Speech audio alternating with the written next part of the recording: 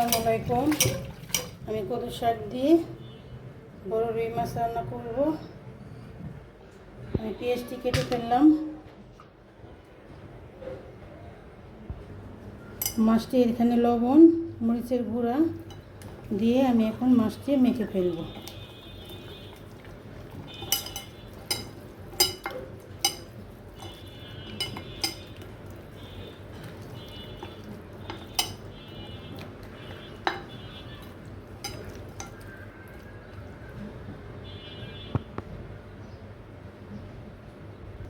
আমি তেলটি ঢেলে দিয়েছি, এখন মাছটি দিয়ে দেবো। বিসমিল্লাহির রহমানির রহিম। মাছটি এখন আমি ভাজবো।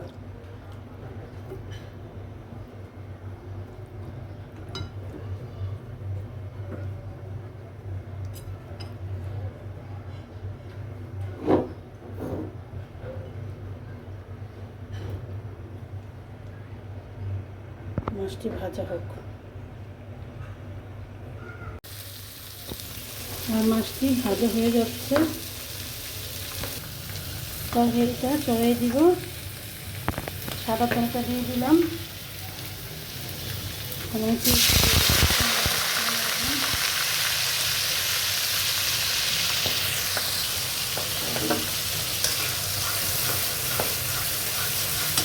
পেঁয়াজটি ভাজে না। আমার মাছটি ভাজা হয়ে গেল। আমি মাছ আর ভাজবো না। আমার পেঁয়াজটি ভাজা হয়ে গেছে। আমি এখন এক চামচ দিয়ে দেবো হলুদের গুঁড়া,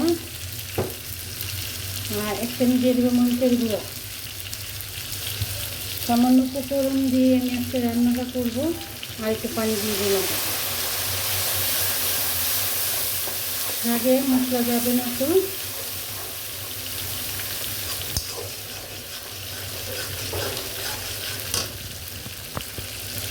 মশলাটা কষিয়ে নিই।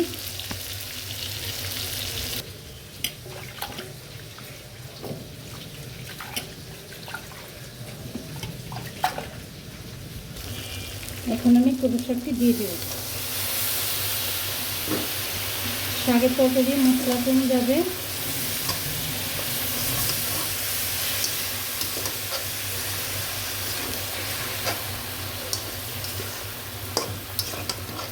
মশলাটা আমি ভালো করে শাকটি ভালো করে কষিয়ে নেব।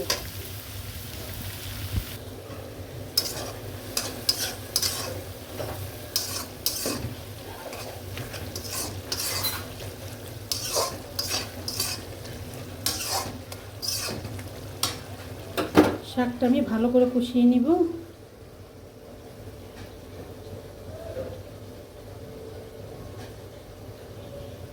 মশলার সাথে না শাকটা কষালে শাকটা ভালো লাগবে। আর কদু শাক আমি মশলা ওরকম দিইনি, হালকা মশলা দিয়েছি।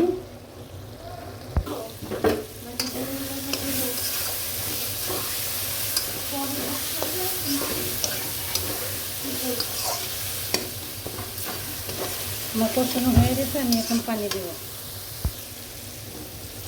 বিসমিল্লাহির রহমানির রহিম। আমি এরকম পানিটাই দিব, আমি আর পানি দেব না। পানিটা জাল আসুক। দেখেন কদু শাকের সবুজ সবুজই রয়ে গেছে।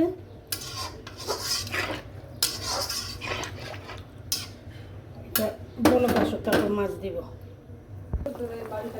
এখন আমি মাছটি দিয়ে দিব, বিছিয়ে দিব মাছটি।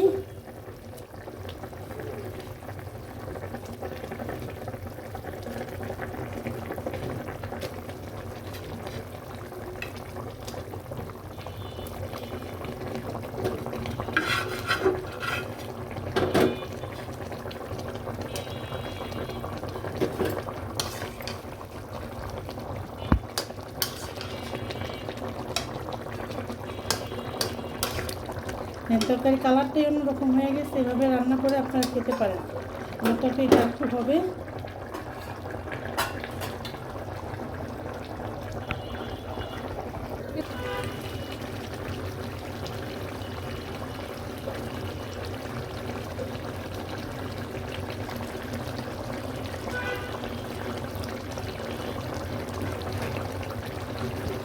আমার রুই মাছের তরকারিটা হয়ে গেল। আপনারা চাইলে এভাবে রান্না করে খেতে পারেন। কদু শাকের বড় রুই মাছ দিয়ে আমি রান্না করলাম। একটা লাইক, কমেন্ট, সাবস্ক্রাইব করবেন। যদি আপনাদের ভালো লাগে একটা লাইক দিবেন। আসসালামু আলাইকুম, আল্লাহ হাফেজ।